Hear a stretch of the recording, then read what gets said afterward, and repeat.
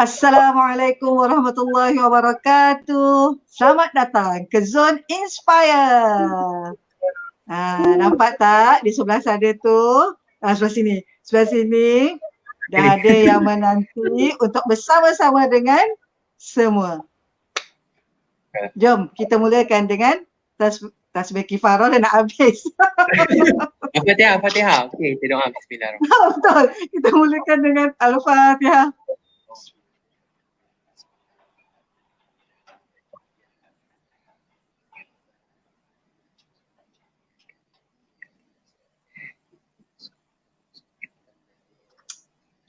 Okey. Alhamdulillah kita dapat berjumpa pada malam ini. Kepada semua yang menonton kami, kepada peminat-peminat setia saya, selamat masuk ke Zone Inspire. Kepada yang memang setia bersama Zone Inspire, terima kasih. Dan insyaAllah pada malam ini kita akan share banyak perkara yang insyaAllah dapat memberi manfaat kepada semua.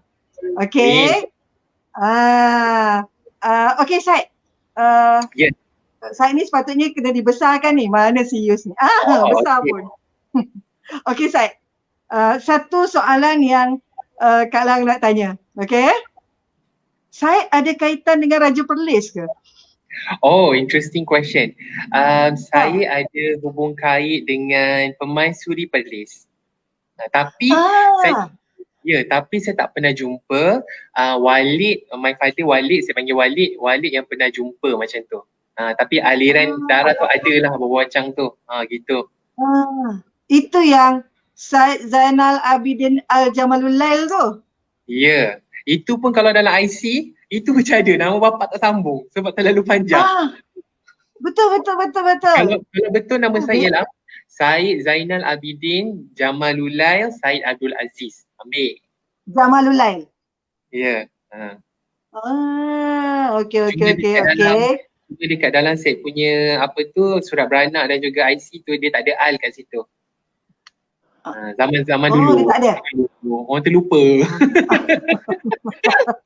Yalah, nama pun panjang sangat, tak cukup kolom. Jadi al tu dipertimbangkan untuk dibuang lah. Okey, para penonton semua. Malam ini kita sedang berbicara bersama dengan kerabat diraja iaitu Syed Zainal Abidin. Okey kepada semua yang mungkin sudah biasa dengan Syed, dan kepada yang belum lagi biasa bersama Syed, Ala nak perkenalkan bahawa Syed adalah seorang aktivis, seorang sukarelawan, seorang pengasas sebuah pertubuhan yang dinamakan MOVE. MOVE tu adalah apa MOVE? Malaysia Outreach Volunteer Experience. Malaysia Outreach Volunteer Experience. Jadi kalau rasa itu Melayu je. Itu bahasa Inggeris je. Kalau bahasa Melayu dia lagi panjang. Okey, sila panjangkan Syed. Kalau bahasa Melayu dia ialah yang kita daftarkan adalah Pertubuhan Spektrum Pengalaman Sukarelawan Malaysia. Pertubuhan Spektrum Pengalaman Sukarelawan Malaysia. Okey. Yang penting pengalaman tu ada penting. Mahalnya pengalaman. Kan? Mahalnya pengalaman tu membuatkan mungkin saya merasakan dengan menubuhkan NGO sendiri, saya boleh menambah pelbagai pengalaman lagi yang berdasarkan minat dan kecenderungan saya mungkinlah Betul, insyaAllah. Okey Syed. Untuk seterusnya kalau rasa kalau nak serahkan pada Syed untuk story sikit tentang diri Syed dan juga story sikit tentang bagaimana yang kalau maklum Syed sebenarnya sebelum ni adalah bukan sukarelawan di pertubuhan persatuan lain, pertubuhan lain. Tetapi saya ambil inisiatif untuk tubuhkan NGO sendiri. Okey, betul. bagaimana peralihan itu? Kenapa perkara itu berlaku? Adakah kerana Syed rasakan bahawa lagi seronok jadi bos? Oh. Okey, okey. Okey, Syed. Okey. Silakan, Baik. silakan. Saya boleh cerita tapi dalam masa sama saya akan kaitkan kenapa sampai terbentuknya move ni Okey. Jadi Okey, okey. saya syukur alhamdulillah lepas saya habis belajar waktu tu saya buat master. Jadi saya dapat kerja dengan sebuah pertubuhan lah waktu tu kan. Jadi alhamdulillah waktu tu saya sebagai project coordinator kat situ selama hampir 2 tahun juga waktu tu, dan telah menjalankan hampir roughly about like 130 projek lah waktu tu dengan NGO tu. Dan alhamdulillah memang waktu tu saya rasa gembira because of I'm having the opportunity, sebab sebenarnya sebelum ni saya kerja corporate kan, saya kerja corporate Okay. pengalaman kan. Jadi it was nice for me to kerja dengan belia-belia kan, anak-anak muda diorang panggil. Jadi dapatlah orang kata selitkan my working experience before dengan di dalam pertubuhan tersebut. Dan later after that saya decided macam saya dapat opportunity bila berjumpa dengan Tuan Presiden dulu kan, dia kata, "Syed, do you want nak buat tak NGO sendiri?" Macam tu kan. Saya kata that would be great, sebab saya rasa daripada situ I can saya boleh sentuh perkara-perkara lain yang saya tak dapat nak buat. Because satu benda yang kita kena faham ialah setiap pertubuhan, mana-mana pun company ke syarikat, mereka ada hala tuju masing-masing. Kan? Jadi kita pun ada hala tuju masing-masing. Kita ada hala tuju kita lah. So terbentuknya move ni atas sebab pengalaman saya waktu belajar master dulu. Waktu tu saya buat satu research tentang climate change, tentang iklim alam. Dia kata bagaimana, dia punya tajuk dia ialah the impact of Malaysian society towards attitude, behaviour and characteristic on climate change. Cerita dia macam tu. So jadi bila saya bangunkan move ni, saya dah bentukkan dia akan, bila projek kita buat, misi dan visi dia mestilah jatuh kepada 3 teras utama, iaitu knowledge awareness, iaitu pengetahuan dan kesedaran, attitude behavior, sikap dan tingkah laku, juga opportunity and skill development, peluang dan pembangunan kemahiran. Gitu. Kenapa kita bentukkan sebegitu rupa? Macam tu kan, kerana saya Nombor 2 apa Syed? Nombor 2? Nombor 2 apa tadi? Sikap dan tingkah laku. Okey. Okey, yang ketiga peluang dan pembangunan kemahiran. Okay. Jadi mana-mana projek yang kita buat mestilah sejajar dengan 3 matlamat tersebut. So apa yang menarik kat sini, semua projek kita buat, kita berlandaskan dengan orang kata antarabangsa, Hari Kebangsaan dan United Nation. Hari-hari kesedaran inilah kita sentuh dan kita jadikan dia sebagai knowledge awareness tadi, attitude behavior, opportunity and skill development. Sebab pada pandangan saya kesedaran itu tidak boleh berdiri tanpa didukung dengan ilmu. Saya fikir gitu. Kita ambil contoh paling mudah adalah membuang sampah. Kan? Membuang sampah ni semua orang cakap jangan buang sampah merata-rata. Jangan kena buang sampah di dalam recycle bin, 3 jenis tong sampah tersebut untuk dikitas semula. Tetapi persoalannya, bagaimana orang memahami sejauh maksudnya menggali kenapa kita kena buang di dalam tong sampah yang berbeza-beza. Kenapa kita kena buang sampah di dalam tong yang betul, bukan buang di dalam sungai, buang di dalam ni, because kerana nanti berlakunya because apabila kita tidak buang sampah dengan betul, ia akan memakan kos, akan juga landfill kan, tempat sampah-sampah tu semua akan meningkat dengan baunya, dengan proses yang tidak tepat. Apatah lagi kalau buang ke dalam sungai-sungai, kalau buang dalam sungai jadilah sampai Selangor tak ada air kan. Kita tak ada air dengan pencemarannya apa semua kan. So those are the thing yang kita melihat. Kalau kita ada ilmu, mesti kita akan faham kenapa kita tak boleh buat macam tu. Okey. Nampak kat situ. Jadi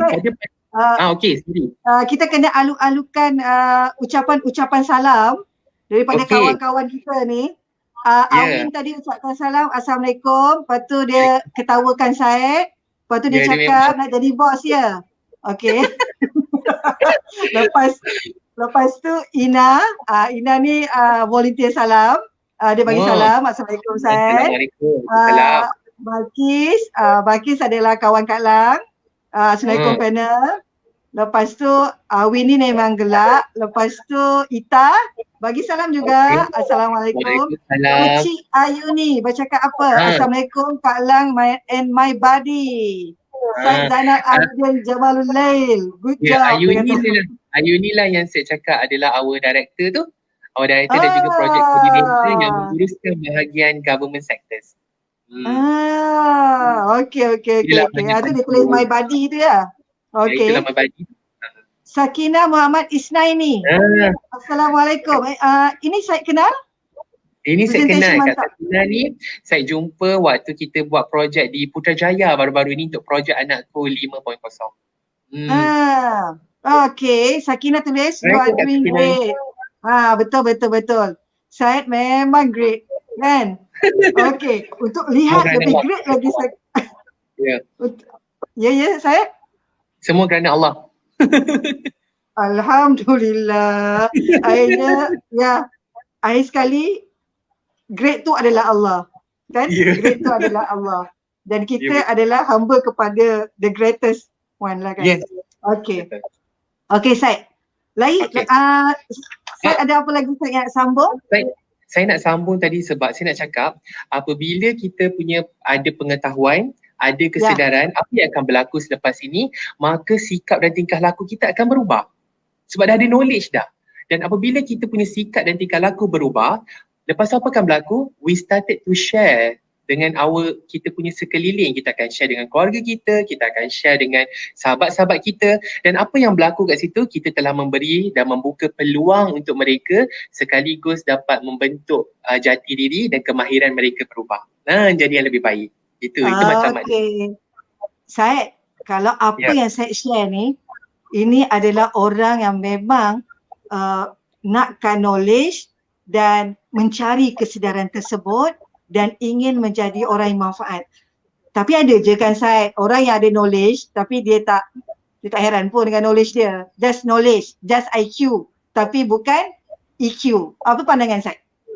Okay, saya rasa macam maybe terlibat dalam bidang NGO ni kita jatuh kepada empathy kan. Empathy kita jadi semakin tinggi kan. Dan untuk saya sebenarnya saya merasakan bila empathy tinggi, maka dia pun tinggi juga kasih sayang itu. Jadi macam mana saya nak menunjukkan kasih sayang saya pada orang adalah dengan berkongsi dengan apa yang saya ada. Walaupun mungkin orang lain lebih baik, tapi sekurang-kurangnya saya ada ilmu yang saya ada. Bagi saya adalah orang terbuka insyaAllah. Share lah sebanyak mana, komen lah sebanyak mana. The whole idea, saya tahu orang orang bercakap kepada saya bukan untuk menjatuhkan saya, tetapi lebih kepada untuk mempertingkatkan ilmu saya dan juga pengalaman. Jadi if I have that, kalau saya ada semua tu, adakah adil jika sekiranya saya tidak share kepada orang lain, tapi kata sayang, kenapa tak share? Oh gitu kan. Jadi dia bermain dengan emosi ya. Jadi saya rasa macam apabila saya tahu sesuatu, maybe sebab saya pun Januari ni dia seorang yang enthusiastic, maksudnya dia sentiasa nak apa lagi nak tahu apa lagi kita boleh share dengan orang. Dia macam tu perangai dia. Ya. Yang kalau tahu kalau Januari tu Siti Nurhaliza aja. Jangan paksa saya nyanyi, saya bersedia untuk 2 lagu. Okey Syed. Maaf ya kepada sesiapa yang bukan meminati Siti Nurhaliza. Okey Syed. Syed boleh story lagi tak tentang kenapa? Adakah disebabkan kerana semua ini tagline Syed adalah buat baik hidup baik. Okey, story. Okay, true. Dia macam ni saya nak cerita ni dia sangat macam very deep to my heart lah, sangat mendalam di hati saya sebab apabila perancangan kita mendaftarkan NGO ni dengan Pertubuhan Malaysia, apa yang berlaku ialah kita dah tentukan tagline, moto dah kena ada, nama pun dah kena ada, betul kan? bendera apa semua dah ada macam tu kan. Jadi waktu saya letak tagline tu, saya terus letak buat baik, hidup baik. Bahasa Melayu dia. Kalau bahasa Inggeris dia, be kind, live kind. Okey, nanti saya sentuh kenapa kita pilih ayat tu. Tapi saya nak cerita hikmahnya, apabila tagline, apabila NGO ini diluluskan pertubuhan tersebut, jatuh kepada 13 November 2017. Ya, okey? Baru je lagi ni. Iaitu 13 November 2017 adalah telah didaftarkan sebagai Hari Kebaikan Sedunia. Jadi saya merasakan mungkin ini salah satu tanda, kan, mungkin ini salah satu tanda yang Allah nak bagi tahu ataupun satu validasi yang Allah nak bagi tahu, okey, you teruskan NGO ni. Gitulah. Kan terasa macam tu kan. Tapi itu yang terdetik lah. Itu yang terdetik. Memang itu yang terdetik. Bila approval pada 13 November tu macam, hari ni kan Hari Kebaikan Sedunia. Macam tu kan. Sebenarnya memang saya rancang. Tak rancang. Sebab pertubuhan tu hanya boleh diluluskan oleh Jabatan ROS saja. Kan? Kecuali lah orang dalam tak ada. Minta maaf, orang dalam tak ada. Sebab pendaftaran tu saya dah daftar 2 minggu lama. 2 minggu awal. Tak sangka approval ni jatuh pada hari tersebut. Jadi bila kita bercakap pasal buat baik, hidup baik ni, ia adalah salah satu pada pandangan Syed memang yang dianjurkan dalam Islam. Betul tak kan Kak Lang kan? In my defense, perbuatan baik yang kita buat ni, kebajikan dan buat baik dengan sahabat, buat baik dengan keluarga, menyayangi kawan-kawan, menyayangi kehidupan apa semua, itu adalah seperti mana yang Allah sarankan, seperti mana yang Rasulullah jadikan ia sebagai sunnah, iaitu kita ni sebenarnya sedang meneruskan legasi Rasulullah untuk terus berbuat baik. Sama dengan sahabat-sahabat Nabi semua, kita ni nak buat benda baik, continue buat benda baik, continue benda baik. Tapi apa yang kita tidak nampak ialah apabila kita buat baik itu, mungkin certain pandangan mengatakan bila kita buat baik, ya Allah harap-haraplah aku dapat benda ni. Gitu kan? It's okay. Memang sebenarnya kita buat baik tu dengan harapan dapat balasan balik yang terbaik daripada Allah Subhanahu Wa Taala kan. Itulah niat dia. Jadi itu bukan tak ikhlas ke tu? Itu bukan pasal tak ikhlas. Sebenarnya memang Allah nak suruh kita berdoa. Dalam masa sama berdoa kena selari dengan perbuatan baik. Kalau berdoa perbuatan tak baik, dia terkucil kat situ. dia terkucil situ, bahaya kan. Jadi in my defense, kita kena alu-alukan juga ada Azrina Isnan berkata Januari, yes, agree. Itu. Sebab Awi mungkin Januari. Okey. Lepas tu Awin pun dia hi. Lepas tu Norita cakap saya pun Januari nak juga 27 bulan 1. Okey. Lepas tu Gabrina cakap celah mana kau Januari bukan Jun. Okey, tu dia orang dah bergaduh. Okey. Okey, kat bawah ni dia orang dah gaduh set Jadi bergaduh pula. Okey, saya teruskan. Okey. Jadi saya merasakan buat baik hidup baik ni sebenarnya salah satu benda hikmah yang kita perlu terapkan dalam hati kita, sebab kita kena nampak walau sekecil zarah pun perbuatan baik kita, definitely Allah akan balas dengan yang terbaik. So apa yang kita dapat last.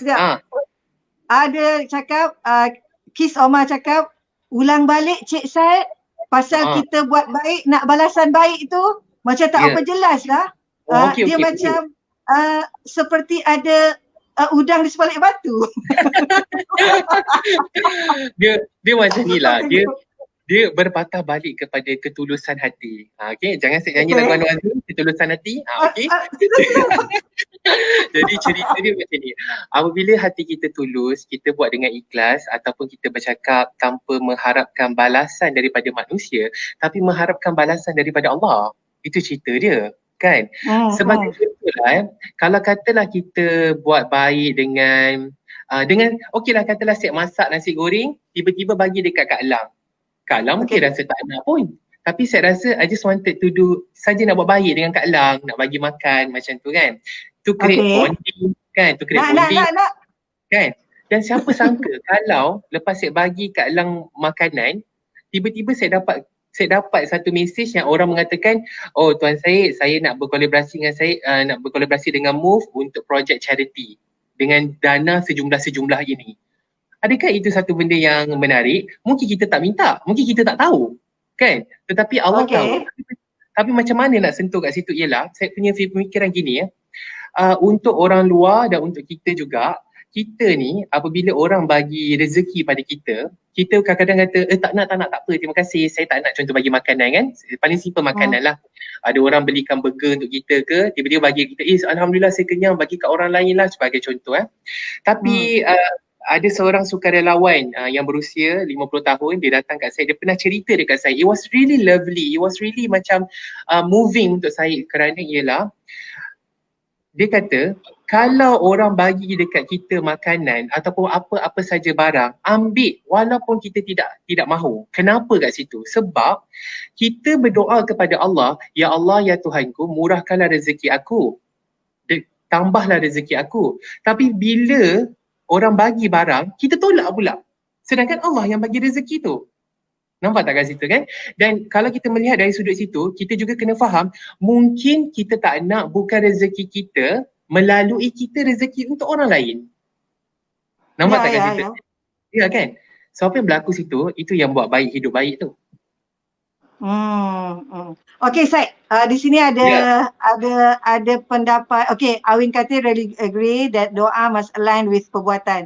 Lepas tu Kecik Ayuni berkata, macam mana pula nak istiqamah dalam berbuat baik, dan bagaimana pula bila ada yang beranggapan buat baik hanya melalui NGO sahaja. Okay, Syed silakan. Syed kan, sekarang ni kalau katalah ada talk dengan student-student kan, ada rezeki dapat stok dengan university student, saya always tanya, saya akan tanya, siapa sini pernah jadi sukarelawan? Itu soalan saya. Biasanya dalam anggaran 50, daripada 50 orang, mungkin akan ada dalam 5 orang sahaja yang angkat tangan. Okey? Anggarannya begitulah. Jadi saya kata, yang lain tak pernah ke? Dan semua orang cakap tak pernah. Macam tu kan? Jadi saya kata, sebenarnya kesukarelawanan ni telah bermula dalam rumah kita lagi. Di institusi kekeluargaan kita dah wujud dah kesukarelawanan tu, tapi bezanya yang kita nampak apabila ibu bapa kita, adik-beradik kita minta tolong, kita tidak melihat itu sebagai sukarelawan tapi kita melihat sebagai arahan kan. Tetapi kenapa apabila orang lain minta dia jatuh kepada kesukarelawanan? Gitu. So maknanya tak adil di situ. Persepsi dengan mentaliti kita yang kita nak kena ubah. Maknanya apabila kita buat bantu keluarga kita, yang apatah lagi Rasulullah sunahkan supaya kita memang dahulukan keluarga kita, betul kan? Keluarga kita, dan lepas tu baru bantu orang lain. Dan apa yang kita kena faham setakat ni ialah bila keluarga kita minta bantuan kita, itu bukan atas arahan, tetapi kita kena faham telah ditakdirkan untuk kita, diassignkan untuk kita membantu mereka, dan itu adalah kesukarelawanan kat situ. Jadi persoalannya, adakah buat baik kena jatuh kepada NGO saja? Tidak. Setiap individu itu adalah khalifah di dunia dan mereka lah sepatutnya, kita semualah sepatutnya buat apa saja benda baik.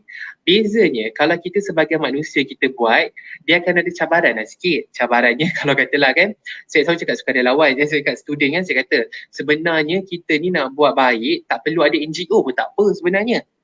Cukup kalau kita 5 orang kumpul RM5, RM5, RM25, dah cukup dah untuk hiburkan hati anak-anak yatim sebagai contoh rumah kebajikan.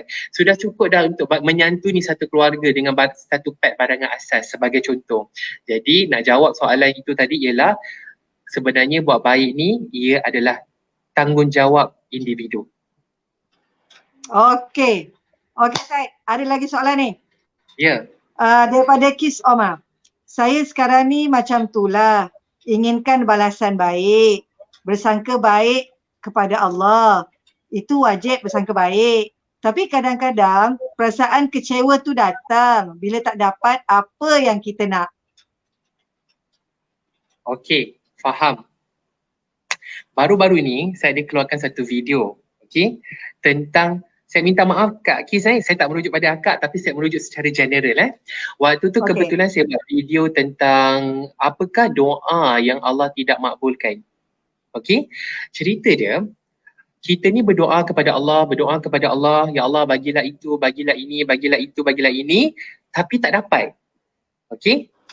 Dan apabila tersedik di hati kita, apabila kita juga bercakap secara zahir, contohnya ialah aku dah doa dah tapi Allah tak bagi. Sebagai contoh, contoh kan, tapi memang kita buat pun Contoh. saya pun buat juga.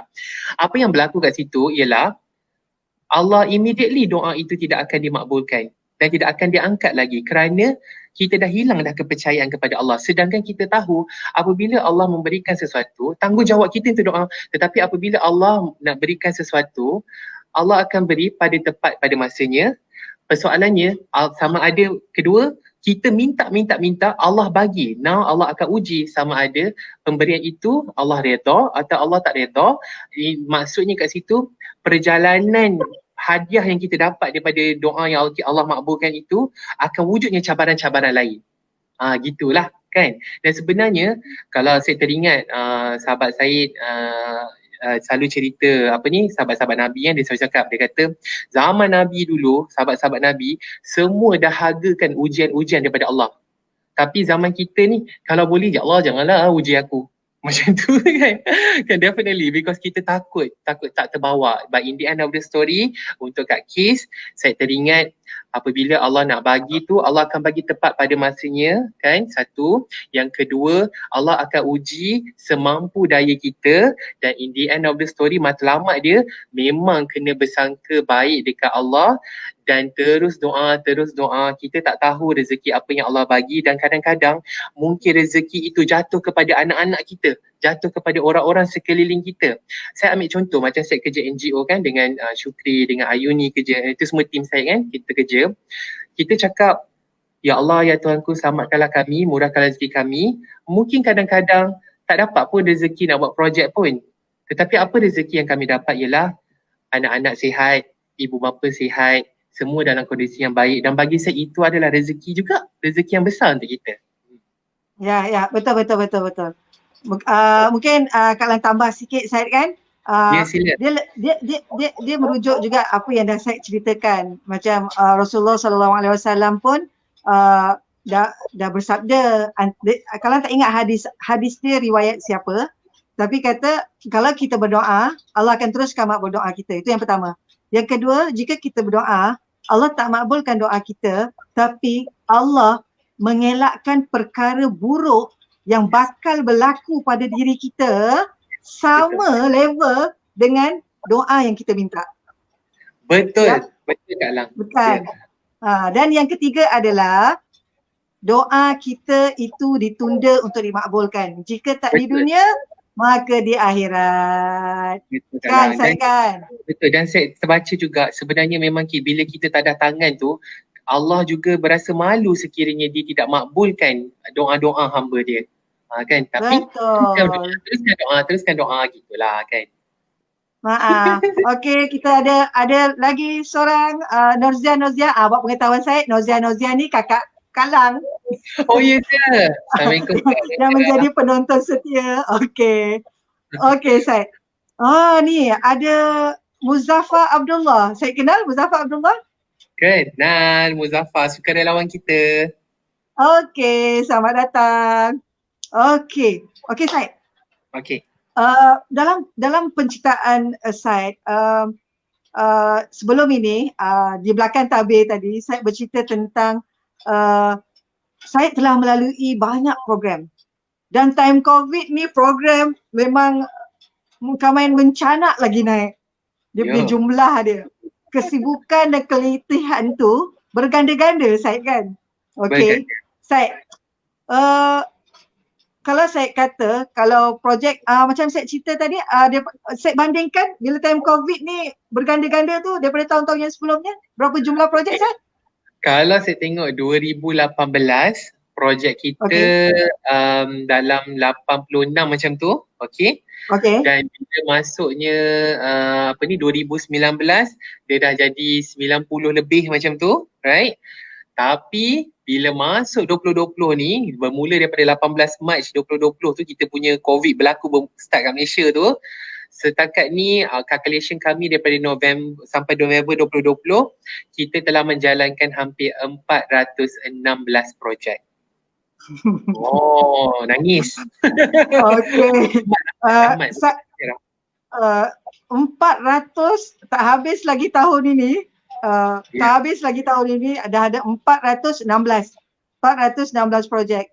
Ya, Okey, kakak Kak Lan cakap hebat betul anak-anak muda sekarang. Alhamdulillah. Jemputlah datang ke rumah. Okey Said, Ya, dalam keadaan yang berganda, boleh dikatakan 3 kali ganda, 4 kali ganda daripada projek sebelumnya. Ada tak sampai satu ketika Said rasa letih, Said rasa macam okey aku nak rest kejap, okey korang jalankanlah dulu projek, aku nak charge dulu bateri. Okey Said. okey. Dalam 416 projek tu, 416 projek tu Syed, Ayuni, Syukri dan saya yakin sukarelawan-sukarelawan lain dan saya yakin juga para-para penderma sangat menyayangi dengan sepenuh hati semua projek yang telah dijalankan tersebut. Kalaulah saya nak kata penat, memang ada penatnya, tetapi saya suka katakan dia panggil apa tau? Happily tired. Penat yang menggembirakan hati. Macam tu. Sebab saya rasa kami buat benda ni dan saya yakin Kak Lang juga dan sukarelawan lain kan, NGO-NGO lain, apabila kita gerakkan projek-projek kebajikan ni, I'm sure InsyaAllah kita bukan untuk mengejar nama tetapi kita buat atas kapasiti kepuasan hati kita dan saya juga yakin Allah yang pilih kita untuk berada dalam bidang ini. Atas sebab Okey. tertentu. Kecil Ayuni bercakap, true, penat tapi happy gila. Tengok penerima senyum. Hilang penat terus. Ada tak penerima tak senyum, Syed? Biasa kita paksa dia senyum sebab ada kamera kan.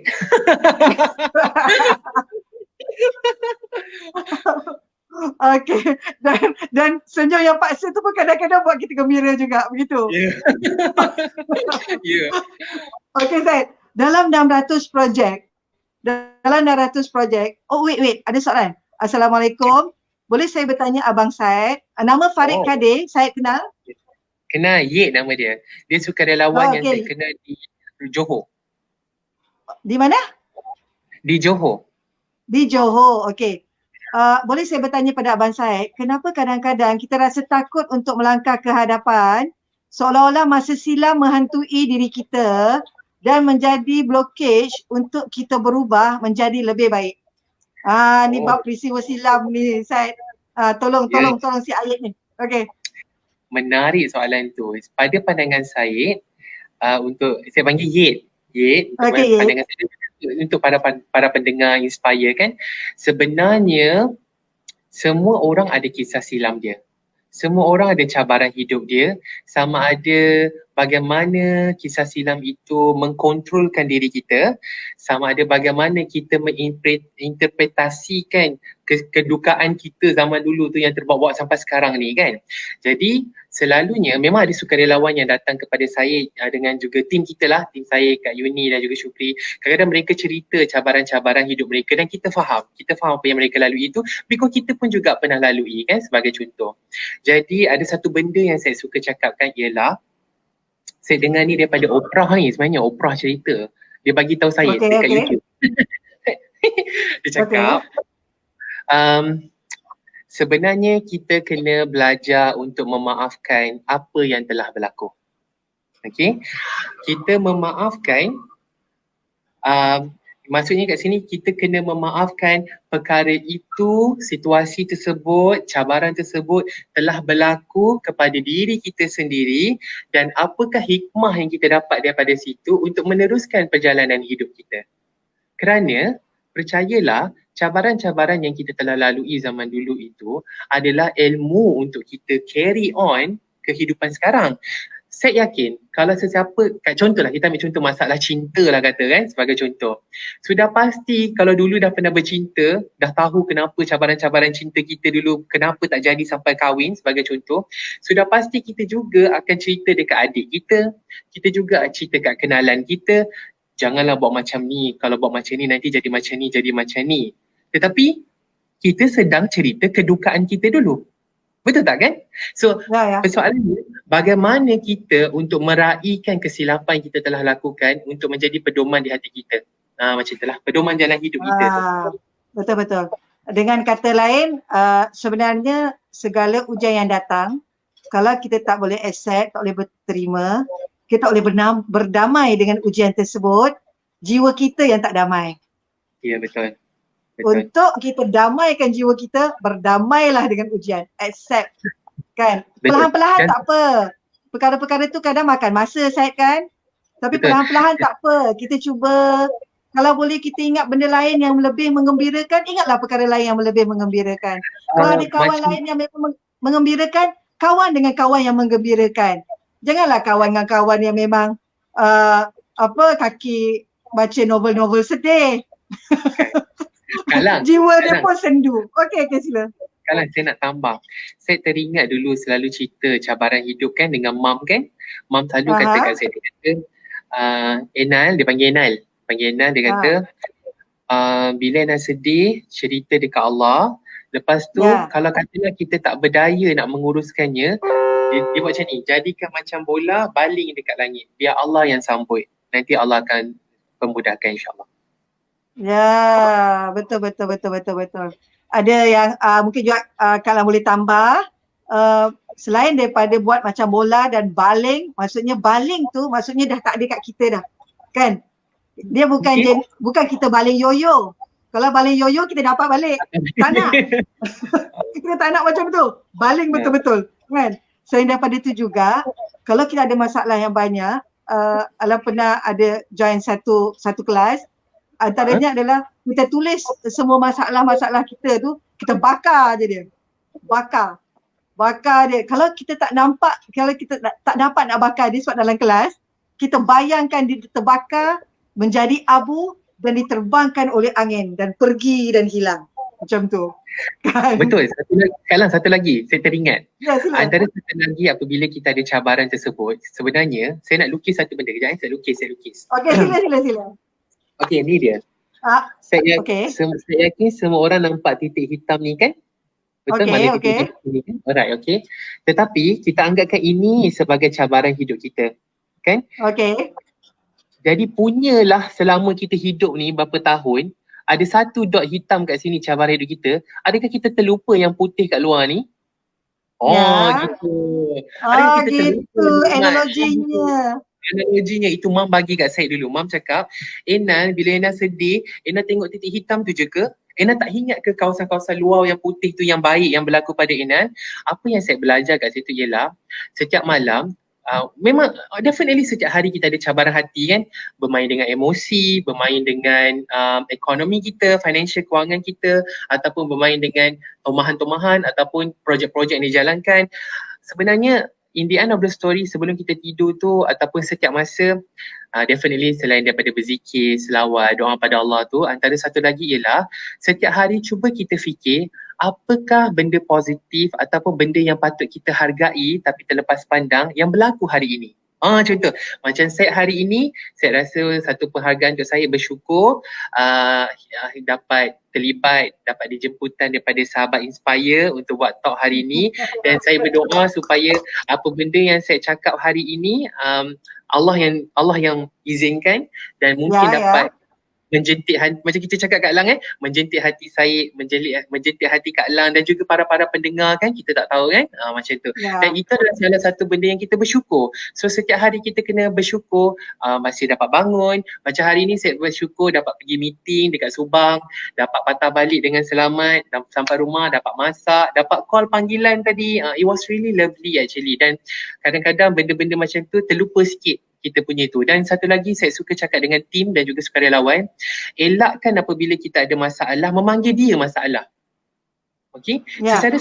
Secara psikologinya, apabila kita melihat sesuatu perkara itu sebagai masalah, ia seperti tiada titik, dia tak ada penghujung, dia tak ada pintu masalah. Tetapi sekiranya dalam otak kita menginterpretasikan dia sebagai cabaran, pasti ada pintu-pintu yang kita boleh buka untuk menyelesaikan. Ya, sebagai cabaran bermaksud kita merasakan benda tu harus disahut. Kan? Kalau benda tu masalah, benda tu terkunci, beban, berat, dan kita seperti akan hilang punca, begitu kan? Dapat lagi beberapa, sekejap dekat atas tadi, Nadira berkata, Nadira adalah volunteer salam. Terima kasih atas perkongsian, seronok dengar. Syed. Terima kasih Nadia. Kakak-kakak cakap betul tu Alang dan Said, setuju sangat, kita perlu berdamai dengan ujian Allah. Awin Suka ya. bercakap setuju. Lepas tu Awin tambah lagi, always look on the brighter side. Okay, Kisoma dia bagi love. Okay, Lutfi Hafifi. Ini adalah pengerusi MRA Sabah. Oh, Alhamdulillah. Dia berkata, terbaik perkongsian, tahniah inspire, sentiasa menginspirasikan. Okay, good. Okay. Bagus Syed, bagus. Syed, Yeah. tolong story satu cerita. Dalam banyak-banyak cerita yang Syed jumpa, yang tergarap dalam pemikiran dan juga jiwa Syed, bahawa ini adalah satu pengalaman yang tak dapat saya lupakan. Dan akhir sekali cerita itu, pengajaran itu membentuk value dalam diri saya. Okey Syed. Okey. Silakan. Sila bersedia untuk dengar. Okey. Cerita dia macam ni. Back then 2018, 2018 dulu, waktu mula-mula move ni nak orang kata nak apa? Nak berjengkit lah ni, bertatih awal-awal dulu. Ada satu situasi yang berlaku yang sangat menyentuh perasaan saya, yang sangat menyimbau kenangan saya. Sebenarnya kalau saya cerita ni saya selalu sebab saya teringat macam kekilafan yang berlaku pada masa tersebut, tetapi dia menjadikan kekilafan tersebut, cabaran tersebut menjadikan satu hikmah dalam hidup saya yang saya bawa sampai sekarang. Antara cerita dia macam ni. Ada seorang kanak-kanak tersebut, nama dia Adik Adam. Adik Adam ni dia kena hydrocephalus. Hydrocephalus ni maknanya dalam kepala dia ada air kerana dia besar. So waktu tu dia urusan hospital. Jadi kita pun berusaha untuk kumpulkan dana bersama dengan NGO-NGO lain. Lepas tu saya pun pergilah hantar ke rumah tersebut, dana tersebut. Adik tu berjaya keluar daripada hospital atas benda-benda perkara lain. Lepas tu tuan rumah tersebut, founder of the house dekat Rawang, dia selesa mengenali diri sebagai mama. Dia cakap kat saya, Syed, mama ni baru pindah dekat rumah ni. Dia cakap macam tu tau. Ini pukul 12 malam ni. Mama baru pindah. Mama cuma nak bagi tahu kalau ini pindahan yang kedua sebelum ni, sebab rumah tu adalah rumah anak-anak OKU dan juga anak yatim ataupun anak-anak yang terbuang. Jadi mama sangat sayang semua anak-anak tersebut, definitely lah kan. Jadi kalau katalah dalam rumah ini persiapan orang kata kondusif ataupun perabot-perabot, katil, almari, keselamatannya apa semua bagai tidak disediakan, pihak JKM yelah sebab nak bangunkan rumah kebajikan ni dia ada kena daftar JKM semua kan. Mestilah betul. Kalau katalah tak dapat menyediakan perkara-perkara tersebut, maka anak-anak ni semua akan diambil dan mama tak bersedia untuk kehilangan mereka dan mama tak nak hilangkan. Macam tu tau. Jadi mama tu cerita kat saya, Mama, saya faham Mama, tapi berapa banyak yang Mama perlukan untuk bangunkan ni, anggaran-anggaran macam tu tau. Jadi Mama tu kata anggaran dalam 9,000. Macam tu okey. Waktu tu saya agak terkedu, sebab saya terkedu because I know NGO tidak ada duit sebanyak itu sebab kita masih NGO baru. Tak ada pun 9,000. Satu. Kedua, saya cakap dekat Mama, sebenarnya saya ni NGO baru je 3 bulan ni bergerak ni. Saya cakap macam tu. Lepas tu saya kata macam ni lah Mama, saya tak berani nak janji, saya pun takut, tapi at the same time kita doa dan saya akan cuba kongsikan di social media. Itu je saya kata. Jadi pukul 12 tu pun saya pun baliklah ke rumah kan, balik ke rumah apa semua. Dalam kereta tu saya duk rasa macam kenapalah jadi macam kegusaran kat saya kat situ sebab tak mampu nak jalankan tu. Sebab saya kata saya tak yakin iaitu boleh dapatkan 9,000 tu, memang sebab saya tak ada pengalaman dalam untuk mencari dana sebesar begitu. Kalau kata dana sikit-sikit tu, it will take time because I'm doing this for my NGO dan my NGO adalah baru, orang tak kenal pun. Kalau orang kenal saya terlibat dalam bidang charity kan, orang kenal. Apa yang ialah waktu saya balik tu, saya posting dekat Facebook, 5 minit lepas saya posting tu, tiba-tiba saya dapat text messages daripada hamba Allah ni. Dia kata, saya nak bagi 9,000 tersebut. Dia cakap. Jadi saya betul-betul saya betul-betul nangis dalam kereta tu. Saya sedih because saya telah kehilangan keyakinan kepada Allah tadi. Oh, okey. Saya hilang keyakinan sebenarnya buat dalam benda-benda macam ni banyak keajaiban yang Allah boleh bagi, banyak miracle yang berlaku dalam hidup kita. Kenapa aku tidak yakin kat situ? Yang itu very sangat-sangat menyentuh hati saya. Dan kerana itulah saya banyak belajar pujuk hati, banyak belajar untuk orang kata apa-apa serah pada Allah. Kalau jadi, jadi. Kalau tak jadi, tak jadi. Kalau rezeki kita, rezeki kita. Macam tu kan. So those are one of the biggest story that really bagi impact kepada hidup saya. Ya, betul-betul. Dia sebenarnya kelihatan apa yang cerita Syed tu, macam Syed kata, saya rasa macam sedikit terkilan dengan perasaan yang saya ada pada ketika itu. Seperti tidak yakin. Tapi sebenarnya Allah sentiasa ada. Allah sentiasa ada bersama kita kalau kita mengharapkannya. Dan perasaan terkilan itu membuatkan kita sehingga pada hari ini, kita tak mahu ada rasa terkilan tersebut. Kalau Allah janji perkara tu akan jadi, maka jadilah. Tanpa kita tahu, tanpa kita boleh menebak, di sudut penjuru mana dia akan muncul. Dia tak pasti. Kan? Yang penting kita yakin, Syed kan? Itu yang mungkin Alam tak boleh petik daripada kata-kata Musa al-Asy'ari, sahabat Rasulullah SAW, dia berkata, dalam kita melakukan apa saja, ikhlaslah dan biarlah yang berlaku itu berlaku. InsyaAllah. Okey, Syed. Okey, Syed yang hebat ini. Okey. Biasa je, orang biasa. Okey. Okey, Syed. Apa dalam kita buat kerja volunteer, dalam Syed buat kerja volunteer, dah beratus-ratus kerja volunteer yang Syed buat, cabaran yang paling besar yang memang kita akan hadapi, satu saja, apa cabaran yang paling besar yang memang kita akan hadapi dan benda tu boleh menggugat kita punya kekuatan mental, fizikal dan juga emosi kita? Satu cabaran. Cabaran paling besar untuk kami sebagai NGO kan, apabila tidak dapat dana. Apabila dana tak cukup. Itu sangat jelas. Sebab kadang-kadang kita katalah kita nak minta 6,000 sebagai contoh, okey? Tapi bila kumpul-kumpul dana dapat 1,000 je. Macam mana tu? Dah janji dengan orang kampung nak buat untuk semua orang dapat barangan asas, dalam masa sama nak tunda ke nak buat ke? Kalau tunda nanti kan tertolak projek lain pula, jadi masalah kan? Itu antara cabaran paling besar. Tetapi saya bersyukur sebab ada tim yang sentiasa memotivasi kan, dan saya selalu cakap dengan tim, dan tim pun sebenarnya memang orang yang begitulah. Dengan sukarela pun saya selalu cakap, apabila kita dalam masalah, salah seorang tim kita kan, apabila kita dalam sesuatu cabaran, kita nak cerita pada orang, make sure kita dah ada solusi kan.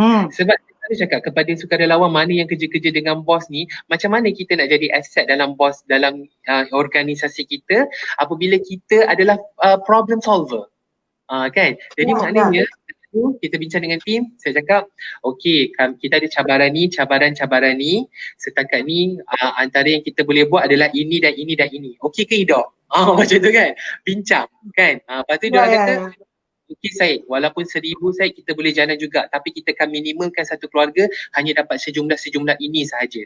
Macam gitulah kan. Dia akan jadi fleksibel Syed kan. Dan bila cabaran ni berlaku lah yang membuatkan semangat terlebih, sebab macam mana kita nak be kreatif kan, satu.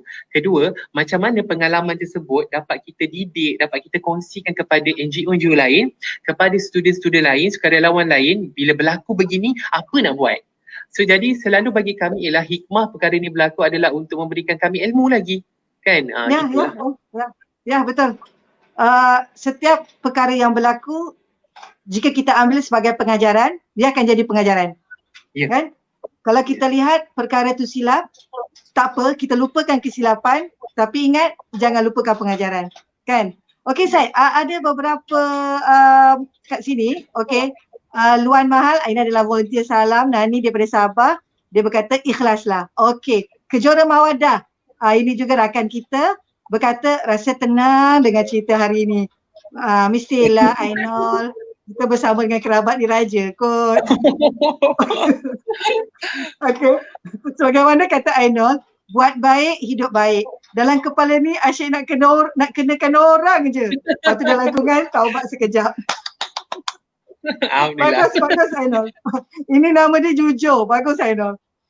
Ainul, kalau kita, Akid Said mungkin nak reflect daripada apa yang Ainul cakap. Nak kenakan orang tu, Said.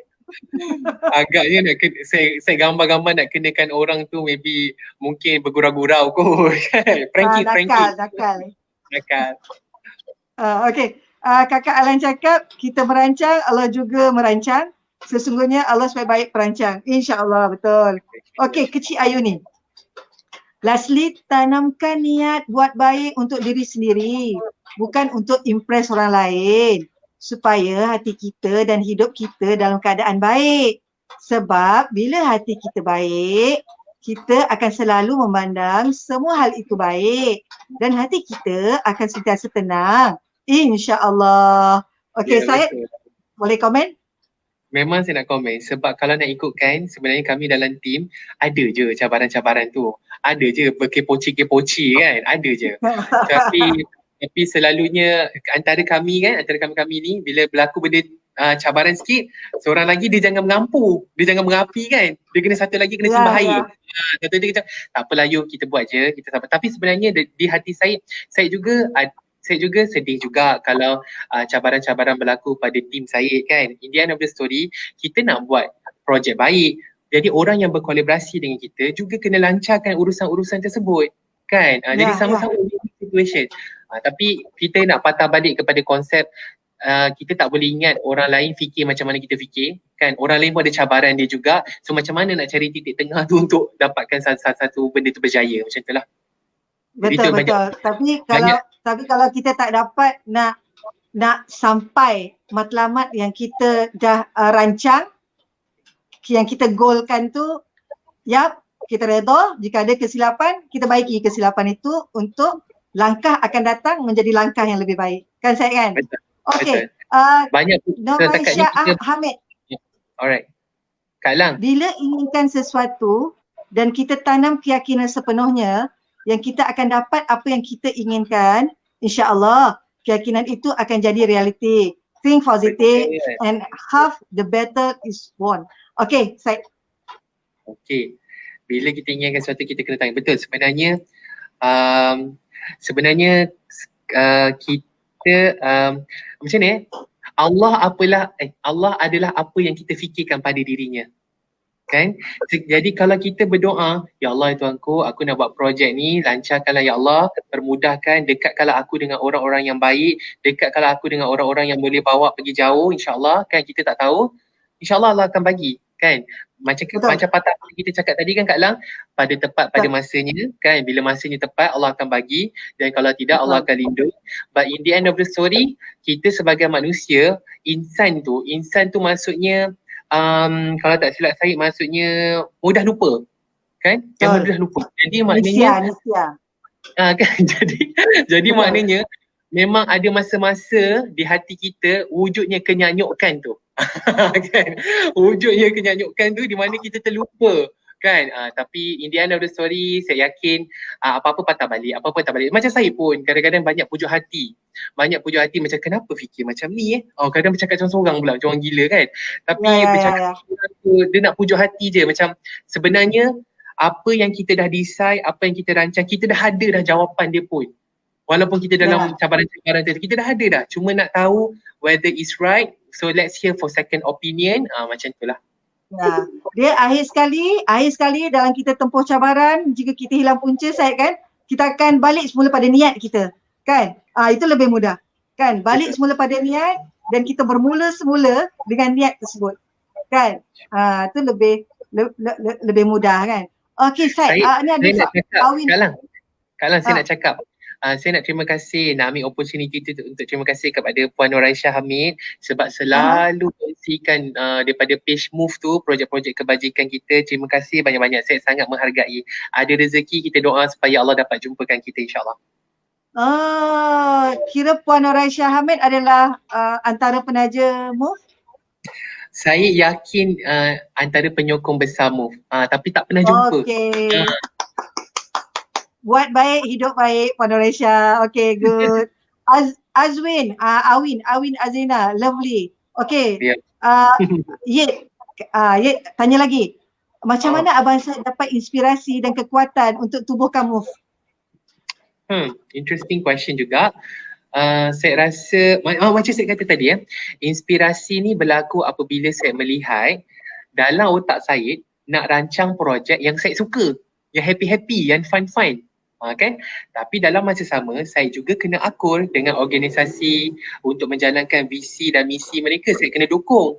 Jadi, so bila saya dapat peluang untuk buka NGO sendiri, apatah lagi lah kan. Jadi kita pun shoot lah apa benda kita nak buat, kita buat, kita eksperimen. Itulah antara dia yang buat saya bersemangat dan terinspirasi untuk buat projek-projek ni, kerana juga apabila sukarelawan they are like our backbones kan. Mereka adalah salah satu bagi saya antara satu cebisan dalam hati saya yang sangat saya hargai, yang sentiasa bersinar-sinar sukarelawan tersebut, kerana saya yakin apa yang berlaku pada MOVE ni, berada di tahap ni, bukan hanyalah perancangan, bukannya hanya execution of Syed, Ayuni dan juga Syukri, tetapi juga atas sebab doa mereka, sokongan mereka dan cadangan mereka, komen mereka pada kami macam mana nak jadikan lebih baik. Dan saya rasa I truly in love dengan semua sukarelawan saya. Ya, okay, betul Syed. Kalau fikiran kita adalah positif, fikiran kita adalah baik, sama ada buruk itu datang atau baik itu datang, bila sampai pada kita, dia bertukar menjadi baik. Kan?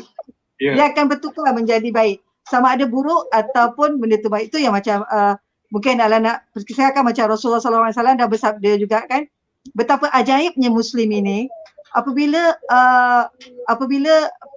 kesusahan itu datang, dia bersabar dan itu baik untuknya. Apabila kesenangan itu datang, dia bersyukur dan itu baik untuknya. Kedua-duanya baik untuknya. Kan? Itu hebatnya orang yang berfikir positif. Okey, Puan Noresha berkata, saya jazakallahu khairan katsira. InsyaAllah saya akan bagi lagi. Okey, Alex ni adalah rakan Michael, rakan MRA, dan memang kalian kenal dia dalam KBS. Memang selalu bersama dengan kami. Hai semua, sorry hari ni lambat masuk kelas.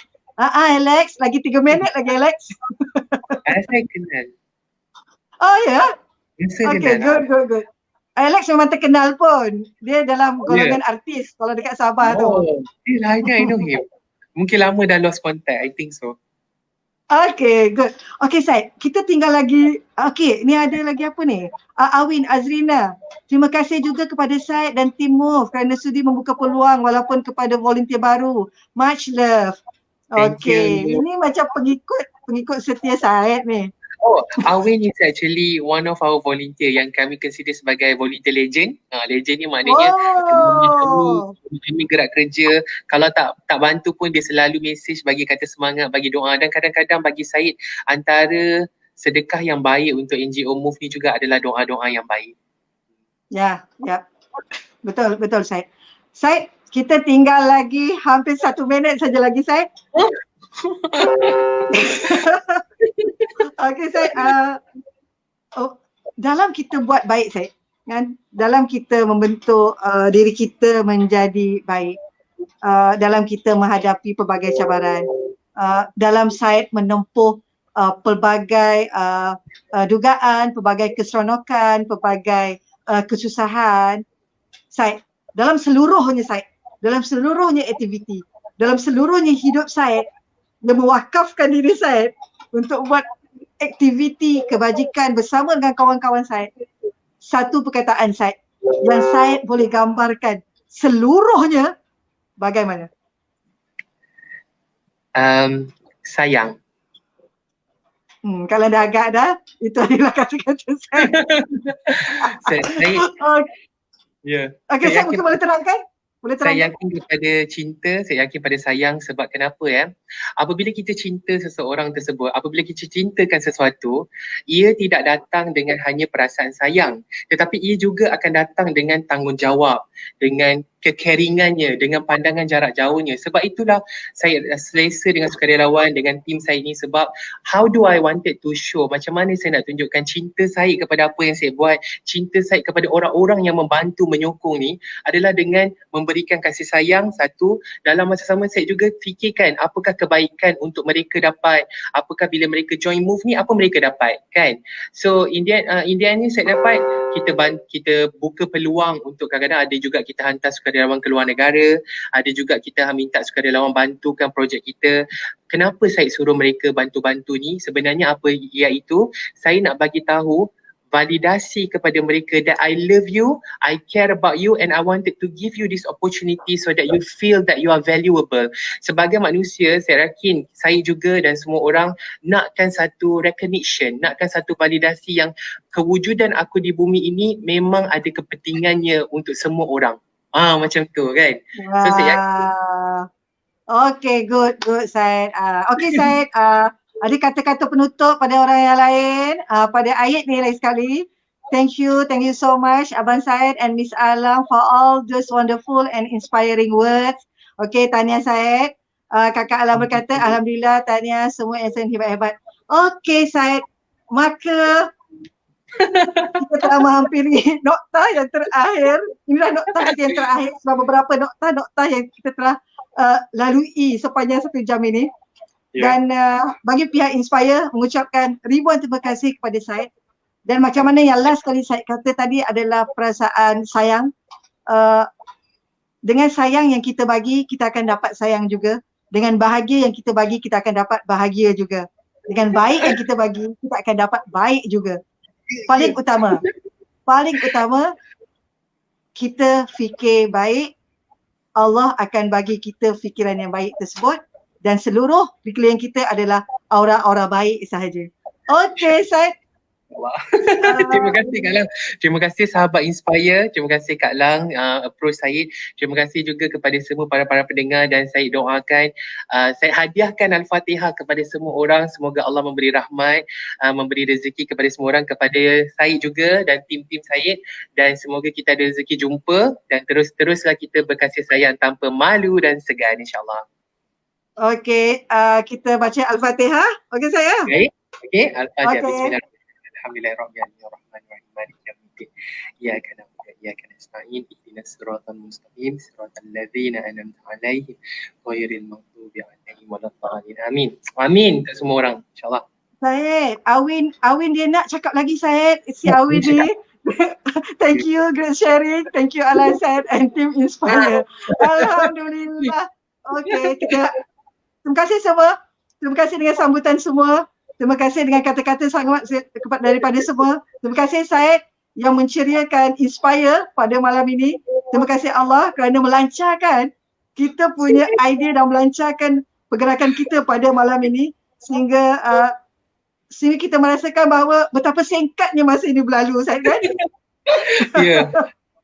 Okay, Syed, daripada Kak Ita, terima kasih Syed dan Alang. Amin. Thank you Alang and Syed, Alex. Selamat maju jaya dan selamat Hari Sukarelawan. 5 Disember, sambutan Hari Sukarelawan Sedunia. Selamat Hari Sukarelawan semua. Dan Syed, untuk akhirnya kita baca tasbih kifarah dan surah Wal-As. Okay.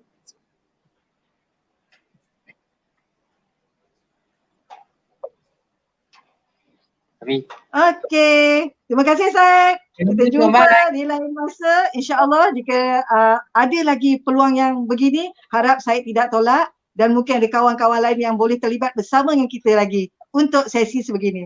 Okey semua. Boleh. Assalamualaikum. Terima kasih. Dan jumpa lagi. Bye-bye.